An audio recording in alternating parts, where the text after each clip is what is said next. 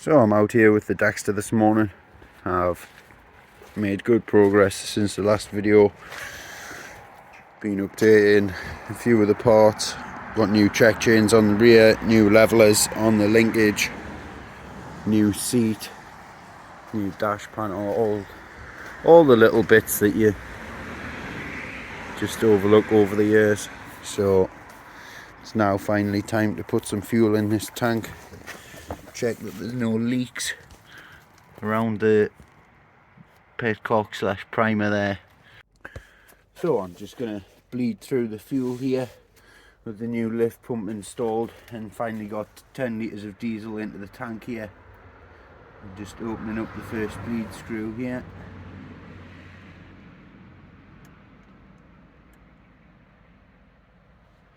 And then I'm just going to operate the lift pump.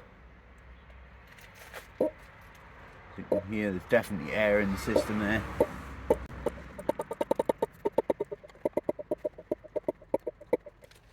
Just open up the fuel cap there, make sure we're not getting a vacuum.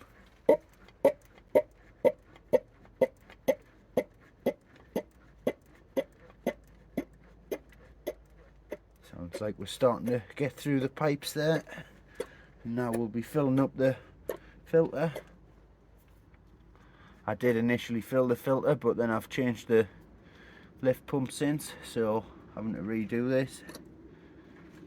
Make sure it's all fresh fuel. Oh, there we go.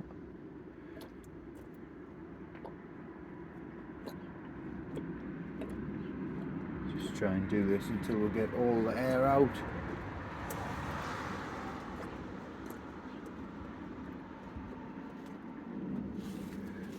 Pop that bolt back in place now, just loosely. Give it a few more pumps.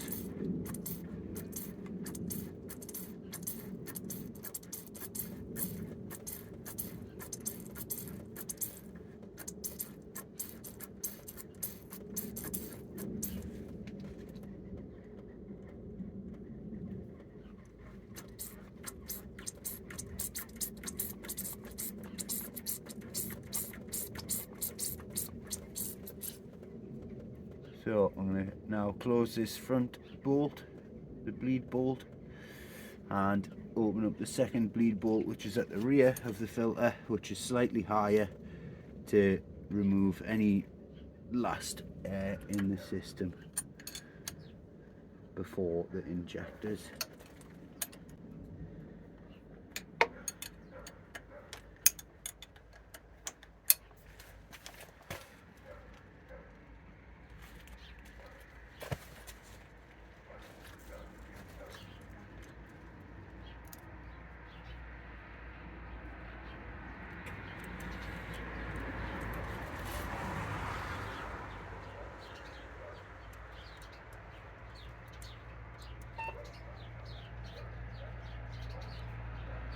I feel like that's mostly bled there.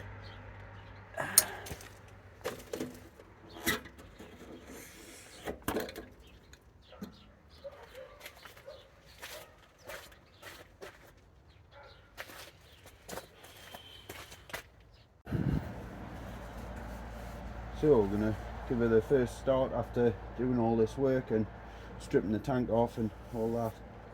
See how she goes.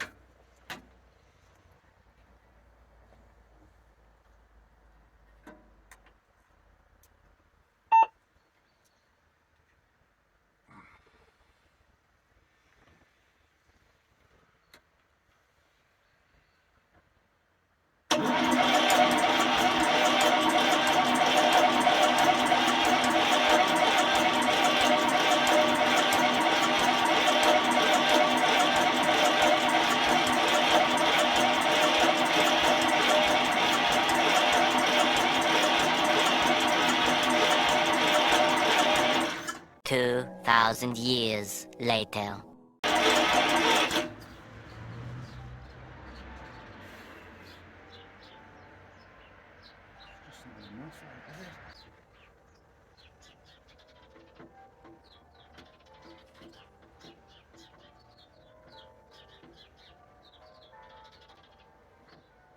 Hi there guys, so back out the Dexta now. Weather's not been great, so I haven't been able to get out very much, but today, as you can see, I've been fettling the wiring. I didn't film much of this process because it's absolutely windy as hell, so I've replaced the earth strap that I did in the first video here with a thicker grade cable and new end on there, and I've changed it from being connected at this side of the battery to the same to the front side, right underneath where I've put my fuse board. So as you can see, I've fitted an isolator switch here for the earth. That's going to isolate the battery when it's parked up, save having to disconnect it all the time. You just flip the switch. It's nice and simple, nice and neat. And then I've got that little fuse board there for 12 blade fuses. At the moment nothing's obviously hooked up to it, but it's going to give us a much better secure wiring system that's got replaceable fuses built in, rather than risking frying anything throughout its life in the future.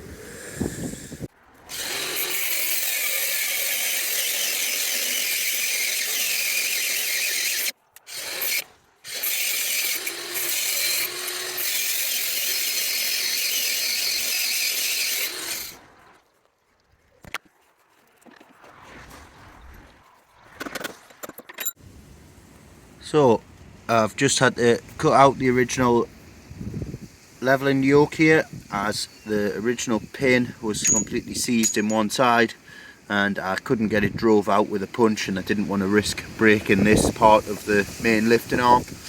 So I have just cut out the original yoke and I will then be replacing it with a new one. There's the old one, as you can see, sitting there.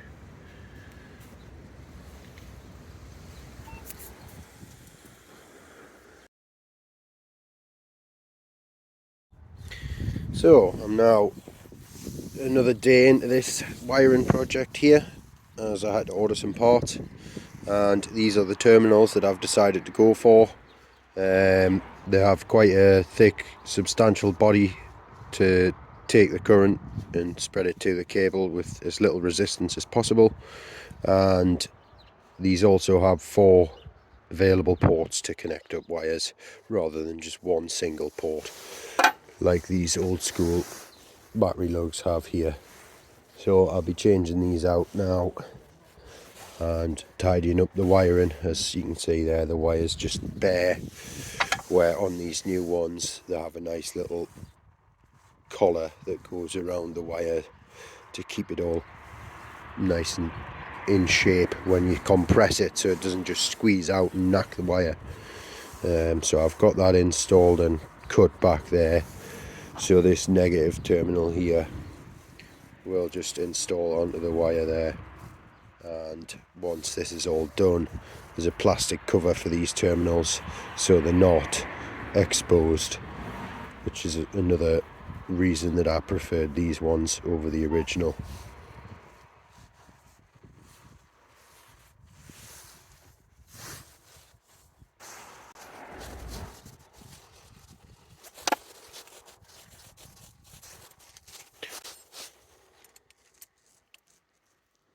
Just going to do my best here to get this grub screw down as flush as possible to be able to use the plastic cover for the terminal.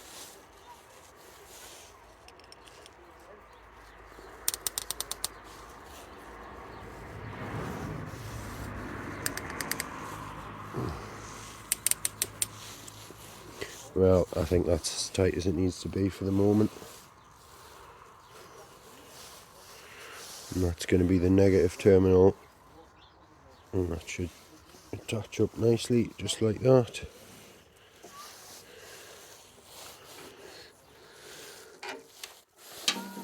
And for this positive side here, I need to cut this cable back a bit and get the collar slid over this cable here as well for the larger cable here.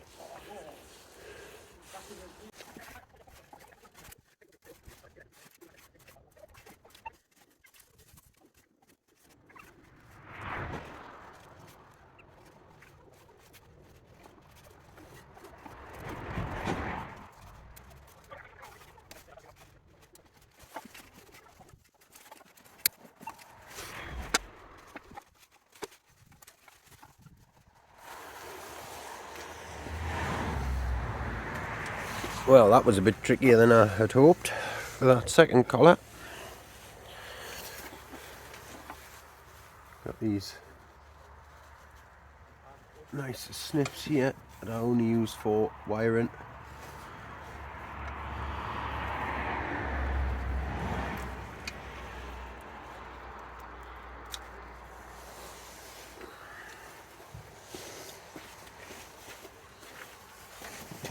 They leave a nice clean cut on the end there. Happy with that. And I can get that installed onto the positive terminal along with this smaller wire here, which is the main feed to the fuse board.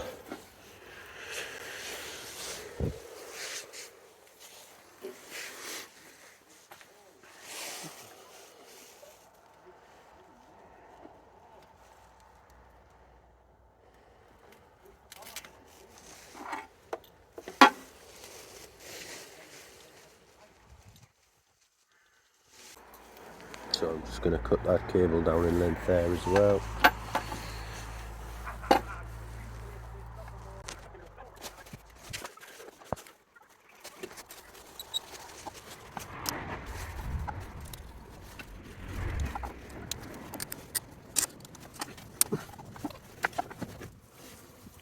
So that lands pretty much where the positive terminal is going to be there, and the negative terminal, and I'm happy with that.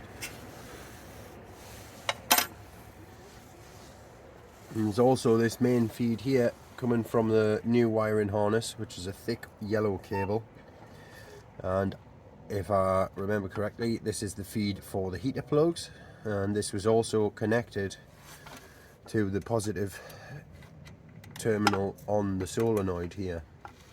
So I'm questioning whether the current going through the solenoid terminal here was one of the reasons that the solenoid was overheating, potentially.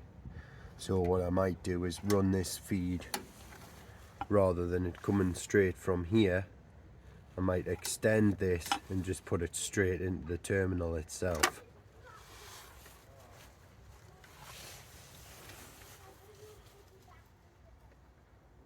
Guys, so I'm back out on the Dexta here. This morning I've been installing the new solenoid there, after you would have seen in the previous section of this video that the original one was overheating and the cables that were feeding it were also starting to smoke. So this is the last piece of the original wiring system being removed, and it is gone for good. Get that swapped out for some new 50mm squared cable, and that's rated for 345 amps, so we shouldn't have any problems with that cable once I get that installed. And it's going to mean it's not like these old cables where the core strands are really thick wire, you know, so you struggle to get them bent into shape. The newer stuff's got a lot more fine strands to make up more surface area, I believe, to lower the resistance. So I'm going to get that section installed, and then this positive feed here that was initially linked onto the starter as a point to connect, I'm going to cut this cable, extend it, and just have it directly connected to the battery. Then it's not going to be putting all that current from the heater coil through the starter as well. So I think that would be a wise choice. I'm not going to fuse it because it will be quite high amp draw on the heater coil. So I'm just going to have it direct switched directly from the battery, you know. So I'll get that fettled today. So I've got this new length of cable here cut, and I've got the first side installed to the starter motor there, and I'm just going to show you how I do the ends on this wire. Got these nice big snips here that I bought just for heavy duty wiring. Just work them back and forth a couple of times very gently to split the insulation off the core.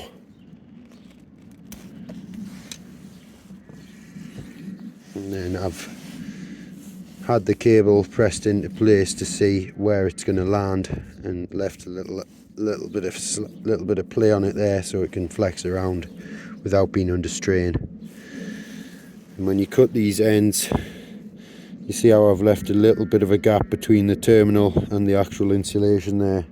Just gives the terminal a little bit of flex when you fix the cable in place, and stops it wanting to pull out as easily. Not much, just a little there, just to give it a bit of play. And then for crimping these, I've got some I've got these crimpers here.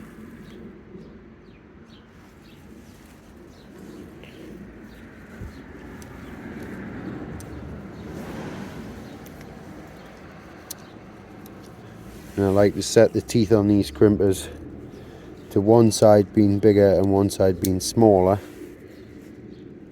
to start with, and then swap to both smaller sizes. Just helps get the crimp started.